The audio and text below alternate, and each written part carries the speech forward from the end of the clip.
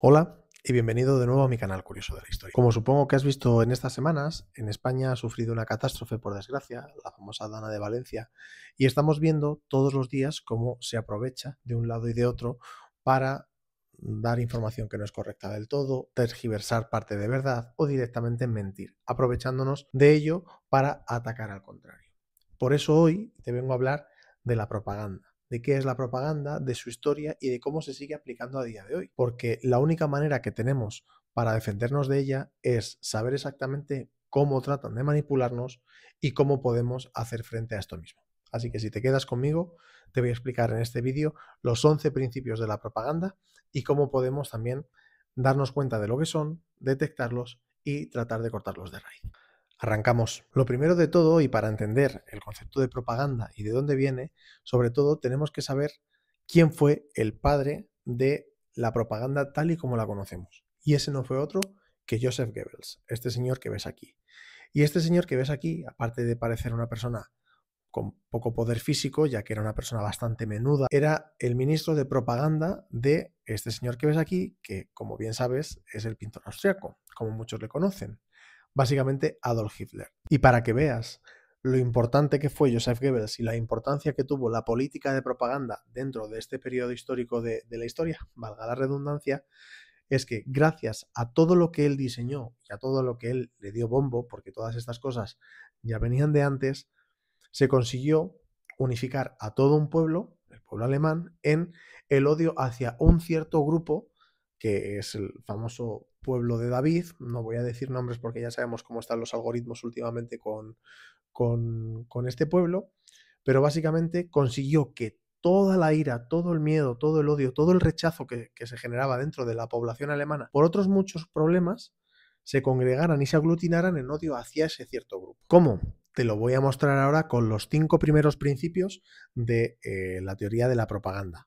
Y los otros 6 los veremos en el próximo vídeo si te gusta. Que por cierto, si te gustan estos vídeos y quieres que siga subiendo más, como siempre te digo, dale like, comparte y suscríbete, que a mí me ayuda mucho para seguir creciendo como canal y así también, pues bueno, me da más fuerzas para seguir publicando vídeos.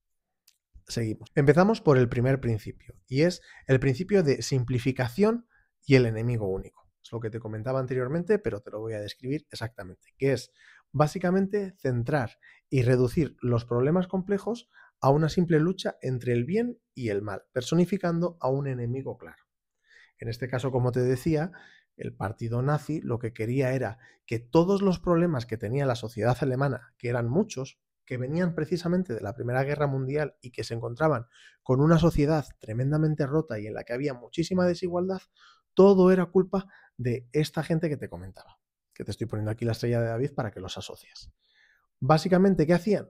Ellos se quedan con los mejores trabajos, ellos son unos usureros, ellos te están prestando por su culpa, por su culpa, por su culpa, y al final la gente, ¿qué acabó haciendo? Creérselo, porque cuando tú estás jorobado, lo primero que quieres es echarle la culpa al de al lado. Pero esto no es único y exclusivo de aquella época. Por ponerte otro ejemplo, que también lo tienes por aquí en alguno de mis vídeos, es lo mismo que hizo los Estados Unidos con España en la guerra de Cuba de 1898. Todos los males de la sociedad americana o todos los males de aquella época se personificaban en España. Estados Unidos quería liberar al pueblo cubano porque los pobres lo estaban pasando súper mal y al final hacían una cosa y es que España era el enemigo a batir, eran malísimos. Todo lo que personificaba el mal o todo lo que representaba el mal lo personificaba España. Por eso, pese a que en principio a la sociedad estadounidense ni le iba ni le venía el conflicto en Cuba, al final acabó teniendo un apoyo tan alto. Entre otras cosas, gracias a Pulitzer y a Hertz, que fueron dos de los principales propagandistas de los Estados Unidos, de basura, porque todos los artículos que hacían relacionados con este tema eran única y exclusivamente propaganda, pero hicieron muy bien su trabajo. Ahora seguimos con el segundo principio, que es la estrategia del contagio, que básicamente lo que busca es extender el desprestigio de un enemigo a otros grupos o ideas, creando asociaciones negativas. Y aquí lo tenemos muy claro y además lo hacen todos los partidos políticos en España. ¿Cómo lo hacen? Llamando o tachando de radicales al que tienen enfrente y utilizando palabras que realmente cuando tú ves su ideario político poco o nada tienen que ver con la realidad de los movimientos que dicen. Aquí, pese a riesgo de que me tiren el vídeo, te lo voy a decir simple y llanamente, porque creo que es la manera más fácil de explicarlo. Cuando a ti te llaman comunista o rojo, o cuando a ti te llaman facha, o facha progre, o lo que sea. Básicamente es cuando llamamos a la oposición o facha o comunista. Simple y llanamente porque nosotros mentalmente asociamos algo negativo a cualquiera de esos dos movimientos. Yo ahí, o por lo menos en este vídeo, no voy a entrar a juzgar esa parte, pero como nosotros asociamos que uno o el otro son negativos, cada vez que asociamos a un partido político con esos dos movimientos decimos, este partido es malísimo. ¿Por qué? Porque me están diciendo que es comunista o fascista. Como te digo, si tú analizas la mayoría de idearios políticos de los partidos de hoy en día, en su mayoría no comparten prácticamente ninguno de los idearios de estos dos movimientos, más allá de cosas muy puntuales. Pero prácticamente el 90% de los partidos políticos de hoy en día tienen un sesgo principalmente neoliberal, que prácticamente se contrapone con todo lo que tiene que ver con el comunismo o con el fascismo. Pero bueno, como te digo, si te interesa esa parte la podemos ver en otro vídeo. Y también dejar claro, como digo siempre, esto no es un vídeo ni de un lado ni de otro. Simplemente te estoy tratando de poner ejemplos de la manera más equidistante posible.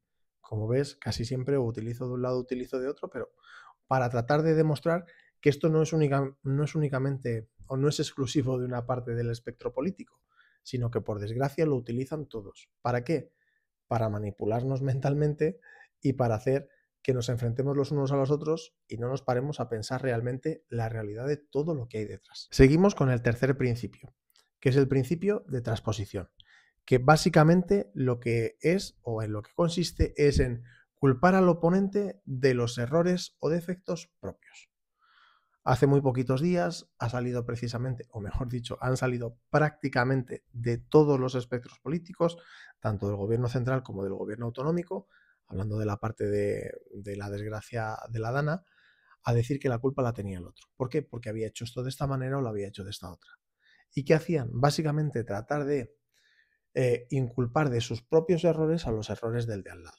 Como te digo, no me voy a meter en aspectos políticos actuales porque creo que lo único que hacen es desvirtuar el vídeo, pero más o menos te puedes ir haciendo una idea. O no nos tenemos que ir tan lejos, o mejor dicho, tan cerca. También hay otros ejemplos muy interesantes, como puede ser el famoso de la herencia adquirida.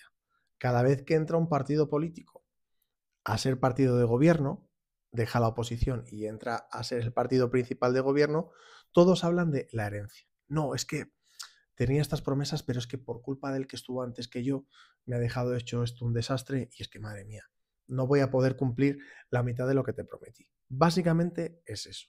Tú no lo estás haciendo porque no eres capaz o porque no te ves capaz, pero echas las culpas al que vino. Y por supuesto, si me quieres dejar algún ejemplo que tú hayas visto y que consideres interesante, siéntete totalmente libre de hacerlo en comentarios. Por cierto, si te está gustando el vídeo y de hecho te gusta el canal, te agradezco que te suscribas. Y es que la mayoría de los que veis mis vídeos aún no lo habéis hecho, según lo que me comenta YouTube.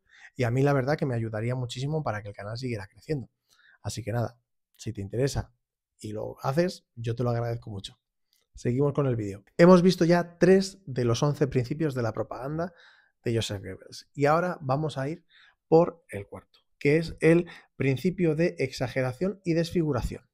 Básicamente, en lo que consiste este principio es en exagerar noticias o hechos para causar un mayor impacto emocional y manipular la percepción pública.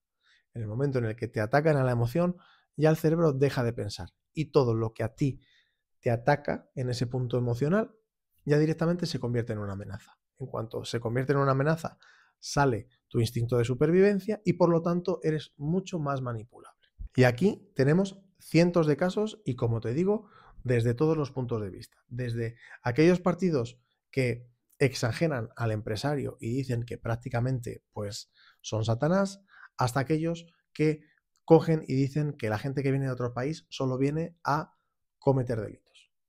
Sea del caso que sea, ahí tienes la mejor demostración. Pasamos al quinto principio de la propaganda, que es el de vulgarización, que básicamente lo que consiste es en hacer un mensaje muy sencillo para que cualquier persona sea capaz de entenderlo y de integrarlo de forma clara en su inconsciente. Un ejemplo muy claro, el famoso España ens roba. España nos roba.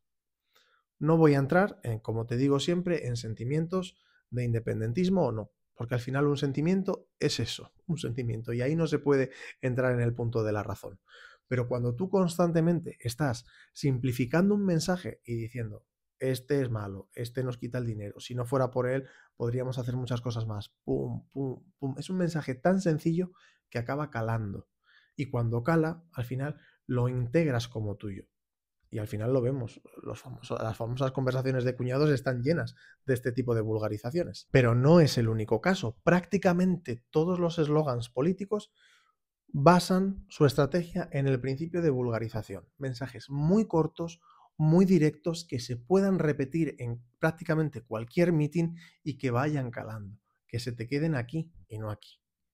Y al final eso, a base de trabajarlo y trabajarlo y trabajarlo y trabajarlo, lo consigues integrar como algo tuyo propio. Y es algo peligroso, porque te meten un pensamiento o te meten un ideario que ellos han planificado y han hecho una estrategia para ello, pero tú inconscientemente consideras que es un raciocinio tuyo propio. Y no hay nada más difícil de cambiar a uno que las ideas que considera propias. Y hasta aquí llegamos esta semana con los 5 primeros principios de la propaganda. Nos quedarían 6 que veremos la semana que viene. Y como siempre te digo, si te ha gustado el vídeo o quieres comentar algo, siempre desde el respeto, lo puedes hacer en la sección de comentarios. Un saludo y nos vemos en el próximo vídeo curioso de la historia. Adiós.